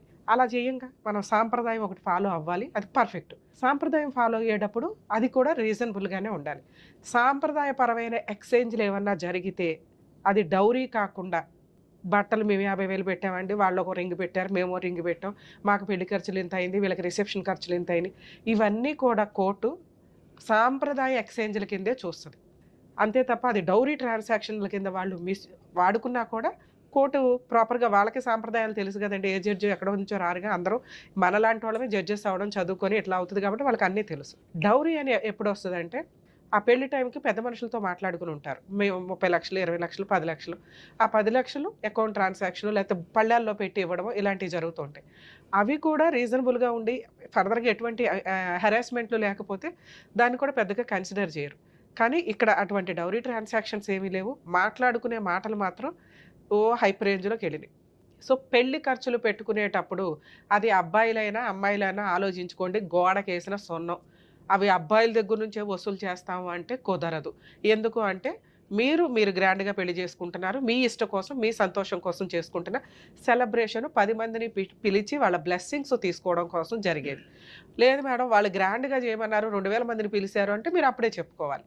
ఆ రోజు ఆ అబ్బాయి కుటుంబం, ఆ అబ్బాయి వెనకాల ఆస్తో, ఆ అబ్బాయి ఫైనాన్షియల్ బ్యాక్గ్రౌండో జాబో చూసి ఇష్టపడి చేసేస్తూ తర్వాత కేసులు వేయాల్సి వచ్చినప్పుడు వాటిని వాడుకుంటే మీ క్యారెక్టర్స్ పర్ఫెక్ట్గా సెట్ కావు. 1కి 10 సార్లు పెళ్ళి టైములోనే కరెక్ట్గా మాట్లాడుకోండి. అందుకే చెప్తున్నాను, అది అబ్బాయిలు పెట్టినా అమ్మాయిలు పెట్టినా మ్యారేజ్ ఎక్స్పెన్సెస్ చెప్పుకోవడానికి బాగుంటాయి, ఎంత లాస్ అయిందో అయ్యో పాపం అని అనుకోవడానికి బాగుంటాయి తప్ప కోర్టు నుంచి రికవరీ చేసుకోవడం కుదరదు. మరి ఏం రికవరీ చేసుకోగలం? మీ మ్యారిటల్ రిలేషన్లో మీరు ఎంత సఫర్ అయ్యారు అంటే, ఒక అమ్మాయి ఇలా పెళ్లి చేసుకొని 2 వీక్స్లోనో 2 మంత్స్లోనో బయటికి వెళ్ళిపోయి వీళ్ళు ఇట్లా సెక్సువల్ అబ్యూస్ చేశారండి, ఈ అబ్బాయి సెక్స్ పనికిరాడండి, ఈ అబ్బాయి జాబ్ చేయడండి, ఈ అబ్బాయి తాగిపోతండి, వాళ్ళ నాన్న ఇట్లా అండి, వాళ్ళ అమ్మ ఇట్లా అండి అని వేసే కేసులు నార్మల్ కేసులు. ఒకప్పుడు ఒక 10 ఇయర్స్ బ్యాక్ మనం చూస్తే 498 కేసు పెడితే ఇమ్మీడియట్గా అత్తమామలు, హస్బెండ్, ఆడబడుచులు, పెద్ద మనుషులు అందరినీ జైలుకి తీసుకెళ్లేవాళ్ళు. ఫస్ట్ ఎక్కడో పెద్ద మనుషులకు కాస్త కవరింగ్ అయింది, కానీ ఇవి హార్ట్ అటాకులతో చనిపోయిన సందర్భాలు ఎక్కువ ఉన్నాయి. ఇన్లాస్ ఎవరైతే అత్తమామలు ఉంటారో వాళ్ళే హెల్త్లు బాగోవు. ఒకప్పుడు మనం పోలీస్ స్టేషను కోర్టు అంటే ఒక అవమానంగా ఫీల్ అయ్యే స్టేజ్, మనకి ఎప్పుడైనా అన్యాయం జరిగితే వెళ్ళే స్టేజ్ నుంచి టైం పాస్కి పెళ్లి చేస్తే పోలీస్ స్టేషన్కి వెళ్ళే సిచ్యుయేషన్లోకి, ఆ జనరేషన్లోకి మనం వచ్చేస్తాం. సో ఈ కేసులన్నీ మిస్యూజ్ అవుతున్నాయని సుప్రీంకోర్టు నెంబర్ ఆఫ్ కేసులను ఎవిడెన్స్గా తీసుకొని అరెస్టుల్లో ఏమీ లేవు, 41 నోటీస్ ఇవ్వండి వీళ్ళకి అంటే station bail, below 3 years punishment ఏ కేసులకి కూడా స్టేషన్ బెయిల్ ఇవ్వాల్సిందే, పోలీసులు అరెస్ట్ చేయడం కుదరదు. 498 కేసు కూడా అదే. ఇక్కడ వాళ్ళు మాట్లాడుతున్న ఎలిగేషన్స్, అవి ఎలిగేషన్స్ కిందే పనికొస్తాయి. వీళ్ళు చెప్పిన కేసు కొన్ని లక్షల మందికి రిప్రజెంటేషన్ అని అనుకోండి. ఎందుకంటే ఆ అబ్బాయి మ్యారేజ్ అయిన 1 ఇయర్లో ఒక అమ్మాయి చేతిలో మోసపోయిన వ్యక్తి అని అతని ఫీలింగ్. అలాగే ఆ అమ్మాయి పోలీస్ స్టేషన్కి వచ్చి ఒక కుటుంబం చేతిలో, ఒక హస్బెండ్ చేతిలో మోసపోయాను 2 మంత్స్లోనే అని ఆవిడ ఫీలింగ్. నిజాలు ఏంటి అంటే కోర్టు దాకా వచ్చినప్పుడు కొంతకాలం నడుస్తూ ఉంటే తెలుస్తుంది. మరి 2 మంత్స్ 1 ఇయర్ మ్యారిటల్ రిలేషన్కి మన ఇండియన్లో కోర్టు సిస్టమ్ అనేది 3 to 5 years పడుతున్నాయి కదా. మరి వీళ్ళ వాల్యుబుల్ ఏజ్ ఇవంతా కూడా మిస్ అవుతూ ఉంటాయి. అందుకే మేబీ మనకు కూడా ఈ కామన్ కోడ్ కానీ ఇవన్నీ వచ్చినప్పుడు వీటిని బిలో 2 years కేసులన్నింటినీ అంటే బిలో 2 yearsలో విడిపోయే కేసుల్ని ఒక రకంగా ట్రీట్ చేయడం ఇవన్నీ కామన్గా వచ్చినప్పుడు ఈ మ్యారిటల్ డిస్ప్యూట్స్కి సంబంధించి సఫర్ అయ్యే వ్యక్తుల్ని ప్రొటెక్ట్ చేయగలుగుతాం మనం. ఇక్కడ అమ్మాయికి ఇప్పుడే పెళ్లి చేసుకోవడం అవసరం లేకపోతే ఖచ్చితంగా కేసు చాలా సంవత్సరాలు నడిపించడానికే చూస్తుంది. కానీ 2 months మ్యారిటల్ రిలేషన్ కేసులో ఒక ఆడపిల్లని ఇస్తున్నప్పుడు కానీ, ఒక మగపిల్లాడిని పెళ్ళికి కూర్చోబెట్టేటప్పుడు కానీ దయచేసి బోత్ సైడ్స్ పేరెంట్స్ని రిక్వెస్ట్ చేస్తున్నాను, ముందు పెళ్ళంటే ఏంటి? ఒక పార్ట్నర్ మనల్ని నమ్ముకొని మన ఇంట్లోకి వస్తుంటే, లేదా మనం ఒక పార్ట్నర్‌ని తెచ్చుకుంటుంటే, ఆ అమ్మాయితో ఎలా బిహేవ్ చేయాలి? ఆ హస్బెండ్‌తో ఎలా బిహేవ్ చేయాలని బేసిక్ నేర్చుకోండి. ఏమి నేర్చుకోకుండా అమ్మ వాళ్ళ ఇంట్లో కాలు మీద కాలేసుకొని పాలు తాగేసి నిద్రపోయి, ఈళ్ళేమో నెట్లో ఎత్తుకుంటూ ఇంతే కాదు. ఇది కాదు లైఫ్. ఒక అమ్మాయి ఆ ఇంటి మహాలక్ష్మి. ఆడపిల్ల అంటేనే మహాలక్ష్మి ఇంకంతే. అలాంటి మహాలక్ష్మి మన ఇంటికి వాళ్ళు పంపిస్తున్నారు. ఆ మహాలక్ష్మి ఈ ఇంటికి మళ్ళీ మహాలక్ష్మి అవ్వాల. ఏంటి టైమ్ పాస్ పంచాయతీలు? నేర్పించి పంపించండి. భర్తతో ఎట్లా ఉండాలి? మీ వైఫులతో మీరు కాపురాలు చేస్తున్నారుగా. మీ అమ్మలు కాపురాలు చేసుకున్నారుగా. మీ నాన్నలు కాపురాలు చేశారు. ఇది మీ పిల్లల జనరేషన్‌కి వచ్చేసరికి స్పాయిల్ అయిపోతుంది. మీ ఇళ్లలో మగపిల్లలు ఉంటే మీకు ఖచ్చితంగా అర్థం అవ్వాలి. కర్మ ఏంటంటే ఇక్కడ ఆడపిల్ల ఉంది, అక్కడ మగపిల్లోడున్నాడు. అయినా వీళ్ళ బాండింగ్స్ అనేవి చాలా స్పాయిల్ అయిపోయినాయి. చాలా మేజర్ పాయింట్స్. వాళ్ళ దృష్టిలో వాళ్ళు కరెక్ట్, వీళ్ళ దృష్టిలో వీళ్ళు కరెక్ట్. సో, ఆడపిల్లలకి పెళ్ళిళ్ళు చేసి పంపించేటప్పుడు 1కి 100 సార్లు ఒక కుటుంబంలోకి వెళ్తున్నప్పుడు ఆ అమ్మాయి ఎళ్తుంది అంటే భర్త, అత్తమామలు, కుటుంబ సభ్యులు ఉంటారు. వాళ్ళకి నేర్పించి పంపించండి. పనమ్మాయి కింద కాదు, ఆ ఇంటి మహాలక్ష్మిలాగా వెళ్తుంది. బాధ్యతలన్నీ ఉంటాయి. మీ అమ్మ ఎంత బాగా చేసిందో నువ్వు కూడా ఆ ఇంటికెళ్ళి మా పరువు నిలబెట్టాలి తల్లి. పని ఇక్కడ కాళ్ళ మీద కాలేసుకొని కూర్చొని పాలు తాగినా కూడా అక్కడికి వెళ్ళి ఆ పాలు నువ్వే కాసి ఆ కుటుంబ సభ్యులందరికీ ఇవ్వాలి. ఆళ్ళ కుటుంబ గౌరవం నీ మీద ఆధారపడి ఉంటది అని నేర్పించి పంపించండి దయచేసి. కాపురాలు నిలబడాలి అంటే ఎందుకంటే కొంతకాలం తర్వాత పెళ్ళిళ్ళు చేసుకోవడానికి భయపడి ఎవ్వరూ పెళ్ళిళ్ళు చేసుకోరు. అలాగే ప్రెగ్నెన్సీలు వచ్చినప్పుడు ఈ తింగర మాటలు కొన్ని నడుస్తూ ఉంటాయి ఇష్టం లేకపోతే. సో, అది ఓకే. అది వాళ్ళ పర్సనల్ విషయం. కానీ కంటిన్యూ అయ్యే ఉద్దేశం ఉంటే పిల్లలున్న కేసుల్లో అన్నెసెసరీగా విడిపోవద్దు. 100% కలిసి ఉండడానికే చూడండి. ఇక అబ్బాయిల విషయానికొస్తే ఒక పిల్ల 20 ఏళ్ళో, 25 ఏళ్ళో ఒక ఇల్లు అలవాటైపోయి, చుట్టాలు అలవాటైపోయి మన ఇంట్లోకొస్తది. మనం అందరం కొత్తోళ్ళమే. ఒక్క హస్బెండ్ తప్ప. హస్బెండ్‌లు చేసే మేజర్ మిస్టేక్స్ ఏంటంటే, అమ్మ ఏమనుకుంటదా, నాన్నేమనుకుంటారా అని ఆ అమ్మాయితో టైమ్ స్పెండ్ చేయరు. ఆ అమ్మాయితో మాట్లాడరు. వీళ్ళు ఒక గ్రూప్ ఏసుకొని హాల్‌లో కూర్చొని మాట్లాడుకోవడం. ఆ అమ్మాయి కొత్త అమ్మాయి. కలవడానికి, మీ మాటలు వినటానికి ఆ అమ్మాయికి 2, 3 ఇయర్స్ పైనే పడతది. అటువంటి అమ్మాయి వన్స్ కోడలుగా వచ్చినాక మన ఇంట్లో పనమ్మాయిలాగా ట్రీట్ చేసేయాలి అని అనుకుంటే, మీ చుట్టాలతో కలవడం అమ్మాయికి కుదరదు. మీ పోసిబుల్ కబుర్లు ఆ అమ్మాయికి అర్థం కూడా కావు. ఆ అమ్మాయికి ఫస్ట్ వ్యక్తి భర్త. భర్తతో కొంచెం టైం మాట్లాడగలదు. మిగతా టైం ఏం చేయగలదో అంతవరకే. కొంచెం అమ్మాయిని అండర్‌స్టాండ్ చేసుకోండి. వచ్చి రాగానే మన పద్ధతులు నేర్చేసుకోవాలి, మన ఇంట్లో సర్దుకుపోవాలి, మన కుటుంబాన్ని నెత్తి మీద ఏసేసుకోవాలంటే పిల్ల పిచ్చుకలు వీళ్ళంతా. వీళ్ళకేమి ఒకప్పుడంటే 15 ఏళ్ళకే పెళ్ళిళ్ళు, పెళ్ళంటేనే ఒక బొమ్మలాట దగ్గర నుంచి నేర్చేసుకొని భర్త కావాలి, అత్తమామలు కావాలి ఇట్లా ఉండేది. ఇప్పుడు అట్లా లేదు. పెళ్ళంటేనే భయపడిపోతున్నారు ఆడపిల్లలు. అలాంటి ఒక అమ్మాయి మన దగ్గరకొచ్చినప్పుడు కొంత ప్రొటెక్టివ్‌గా చూసుకొని, మన అబ్బాయికి అవసరం. మన అబ్బాయి ఫిజికల్ నీడ్స్ తీరాలన్నా, మన కుటుంబం ముందుకెళ్ళాలన్నా, మనకి వారసులు రావాలన్నా, మన ఆస్తి వేస్ట్ అయిపోకుండా ఉండాలన్నా, అమ్మాయి అవసరం కాబట్టి, కోడలు అవసరం కాబట్టి, కోడలు అపురూపం అనుకోని ముందే నేర్పించుకోండి. అరే! ఈ కాపురం పోతే మళ్ళీ ఎవరో సెకండ్ హ్యాండ్‌ని చేసుకోవాల్సొస్తది. అప్పుడైనా ఇదే పంచాయతీ కదా! ఆ సర్దుకునేదేదో ఇప్పుడే సర్దుకుందాం అని ముందుగా ఆలోచించి అబ్బాయిల్ని ప్రిపేర్ చేసి ఉంచండి. ఆ అబ్బాయికి భార్య తర్వాతే తల్లిదండ్రులు. తల్లిదండ్రులు, భార్య, ఆయన పిల్లలు, ఒక కుటుంబం ఇంతే. తల్లిదండ్రులు నచ్చకపోతే అబ్బాయి కాపురం కోసం దూరంగా ఉండడానికి కూడా వెనకాడొద్దండి. ఎందుకంటే కాపురం పోయినాక అబ్బాయి మీ ముందు ఉండి ఉపయోగం ఏముంది? కాపురం నిలబెట్టడానికి ఎన్ని పనులు చేయగలగాలో అంతా తగ్గండి. ప్రాబ్లమే లేదు. ఎందుకంటే మనం అనుకుంటాం మన సాంప్రదాయం ఫాలో అవుతున్నాంగా, లీగాలిటీని ఫాలో అవ్వట్లేదు కదా! రిజిస్టర్ మ్యారేజ్ చేసుకోమంటే చేసుకోరు. మరి సాంప్రదాయం ఫాలో అయినప్పుడు ఆ స్టేజ్ ఏంటిది? ఇద్దరు శివుడు, పార్వతి కూర్చొని చేసుకునే ఒక పెళ్లి. మనంతా ఎళ్లి అక్షింతలు వేసేది ఆ బ్లెస్సింగ్స్. పుటిక్కని సంవత్సరం అవగానే విడిపోయి చేస్తున్నారు. ఏ రకంగా ఇదంతా వర్కౌట్ అవుతుంది? వేరే కంట్రీస్ అన్నీ మన కంట్రీ వైపు ఎందుకు చూస్తాయో తెలుసా? మన సాంప్రదాయాలు, మన ఆచార వ్యవహారాలు, మన బాండింగ్స్, భార్యాభర్తల బాండింగ్స్, కుటుంబ బాండింగ్స్ అవి మొత్తం స్పాయిల్ అవుతున్న సందర్భంలో కొట్టుమిట్టాడుతున్న కోర్టులు కిరకిటలాడుతూ ఫ్యామిలీ డిస్ప్యూట్స్ తోటి. ఒక కేసా, ఒక డిస్ప్యూటా, 5 కేసులు ఫైల్ అవుతాయి. ఇక్కడ వీళ్ళు బాధపడుతున్నది, భయపడుతున్నది ఏంటంటే స్పాయిల్ అయిపోయింది. ఏమీ చేయలేము. ఎందుకంటే పోలీస్ స్టేషన్ దాకా వచ్చినప్పుడు సుప్రీంకోర్టు గైడ్‌లైన్స్ కౌన్సిలింగ్‌లు ఇవ్వమని. ఆ కౌన్సిలింగ్‌ల్లోనే ఇక్కడ అర్థమైపోతుంది ఆ అమ్మాయికి డే 1 నుండి ఇష్టం లేదు. దయచేసి కనుక్కోండి. ఈ రోజున ఆడపిల్లలు బయటికి చెప్పట్లేదు. వాళ్ళకు ఫ్రెండ్స్ ఉంటారు, వాళ్ళకు పర్సనల్ లైఫ్ ఉంటుంది. వాళ్ళకి ఇష్టం లేకపోతే ఇష్టం లేదు అంతే. ఆ అమ్మాయిని తీసుకొచ్చి బలవంతంగా అన్నీ నేర్పించి పంపించిన అమ్మాయే సరిగ్గా కాపురం చేయదు. ఇట్లా బలవంతంగా మీ సొసైటీ కోసం, గుడ్‌విల్ కోసమో, లేకపోతే అవతల వాళ్ళ కుటుంబం బాగుంది, ఫైనాన్షియల్‌గా సెట్ అయ్యారని చెప్పి బలవంతంగా పంపిస్తే ఇలాగే ఏడుస్తాయి. ఎవరి లైఫ్ ఇక్కడ స్పాయిల్ అయినట్టు? మీ అమ్మాయికి ఇష్టం లేదు, హ్యాపీ. కానీ ఒక అబ్బాయి లైఫ్ స్పాయిల్ అయిపోయిందిగా. సొసైటీలో ఎలా చెప్పుకోగలుగుతాడు? ప్రెగ్నెన్సీ వచ్చింది, 2 మంత్స్‌కే భార్య వెళ్ళిపోయా అయినా బతులాడి తెచ్చుకున్నాడు. ఏం చెప్పుకుంటాడు? ఏం తప్పు ఉంది ఇక్కడ? లేకపోతే కామన్‌గా వేసే డైలాగులు ఏంటో తెలుసా? అబ్బాయి సెక్స్‌కి పనికిరాడండి అని. ఇక్కడ అది కూడా ప్రూవ్ చేసుకున్నారు. అయినా విడిపోయిన కాపురం. ఇప్పుడు పెద్దగా అయిపోయింది విషయం. యాక్చువల్‌గా ఇట్లాంటి కేసులు కలపడానికి ఎక్కువ ఛాన్స్ ఉంటే ట్రై చేయాలి మనం. కానీ ఇక్కడ ప్రొటెక్ట్ చేయాల్సింది ముందు త్వరగా వదిలించుకోండి, కోర్టుల చుట్టూ తిరగకుండా. 3 ఆప్షన్స్‌లో ఒక ఆప్షన్ ఎగిరిపోయింది. ఎట్టి పరిస్థితుల్లో వీళ్ళు కలవడం కుదరదు. ఇక 2 ఆప్షన్స్‌లో ఫైనాన్షియల్ సెటిల్మెంట్లు. ఇప్పుడు తను ఒక మాట అన్నాడు, మేడం మేము ఎందుకు ఇవ్వాలి? మా దగ్గరే బోల్డంత డబ్బు తీసుకున్నారు. మేమే తప్పు చేయలేదు. కోర్టుల చుట్టూ మమ్మల్ని తిప్పి మా లైఫ్‌ని స్పాయిల్ చేయడానికి. యాక్చువల్‌గా పాపం ఆడపడుచుకి సంబంధమే లేదు. ఆడపడుచు వాళ్ళ ఆయన, పక్కింటోళ్ళు, ఎదురింటోళ్ళు ఎవరైనా పేరెంట్ మాట్లాడితే ఆళ్ళకి కూడా పెడుతున్నారు. అయినా పోలీసులు తీసుకోవట్లేదండి. కొంచెం జ్ఞానంగానే ఆలోచిస్తున్నారు. సుప్రీంకోర్టు ఊరుకోవట్లేదు ఎవరిని. ఒకవేళ అలాంటి ఎవరి పేర్లైనా పెడితే హైకోర్టు క్వాష్ పిటిషన్ వేసుకోండి, వాళ్ళ పేర్లు తీసేస్తారు. ఆ అబ్బాయి అమ్మ నాన్న తప్ప మిగతా వాళ్ళ మీద కేసులు పెద్దగా ఎంటర్టైన్ అవ్వవు. ఎప్పుడు ఎంటర్టైన్ అవుతాయి అంటే ఒకే షెల్టర్లో వాళ్ళు ఉంటే కొంత ప్రూవ్ చేసుకోండి అంటారు.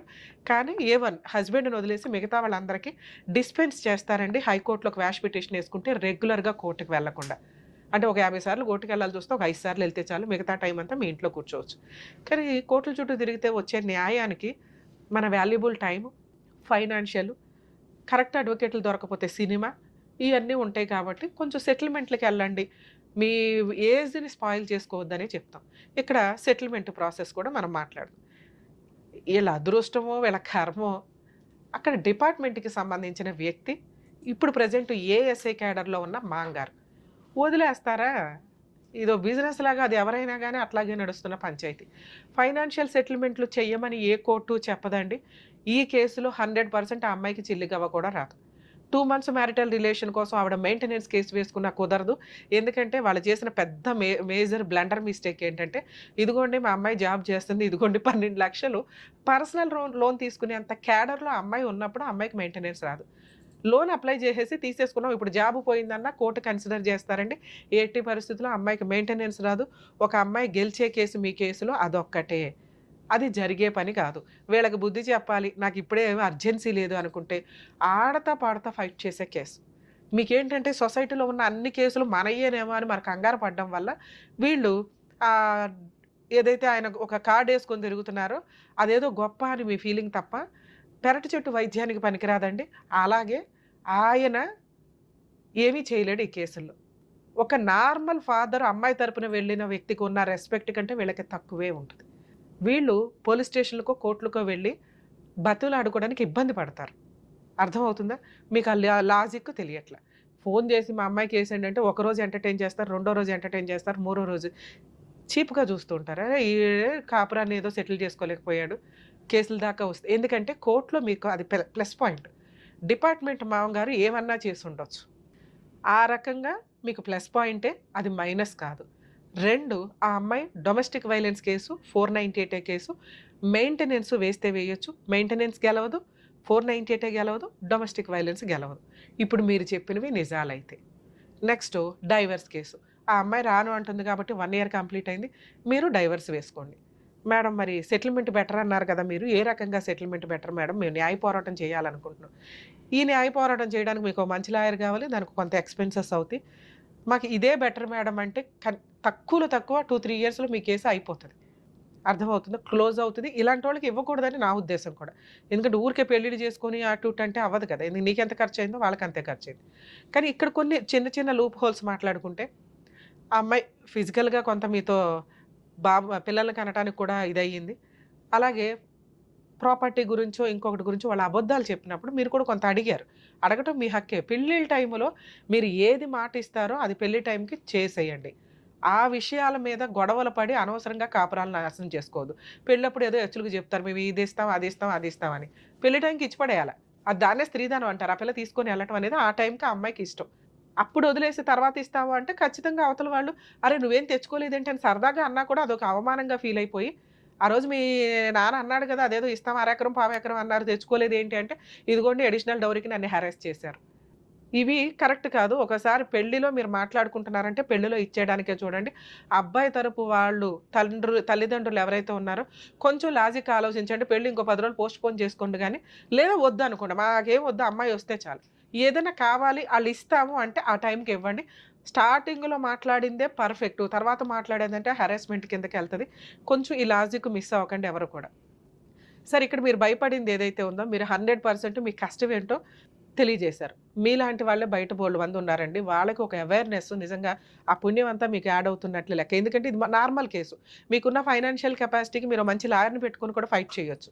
కానీ జనాలకు తెలియాలి మేము ఎంత సఫర్ అవుతున్నాము, ఇలాంటి వాళ్ళు ఎంత సఫర్ అవుతున్నారని మీరు ముందుకొచ్చి మీ వాయిస్ రేస్ చేసి చెప్పినందుకు నిజంగా హ్యాట్స్ ఆఫ్. ఎందుకంటే మీ అబ్బాయి చాలా రెస్పెక్ట్ ఇస్తున్నాడు తండ్రికి, కుటుంబానికి. అలాంటి పిల్లోడిని ఎంత జాగ్రత్తగా చూసుకోవాలని సొసైటీ చూసిన వ్యక్తిగా రెస్పాన్సిబిలిటీ మీకు ఉండాలి.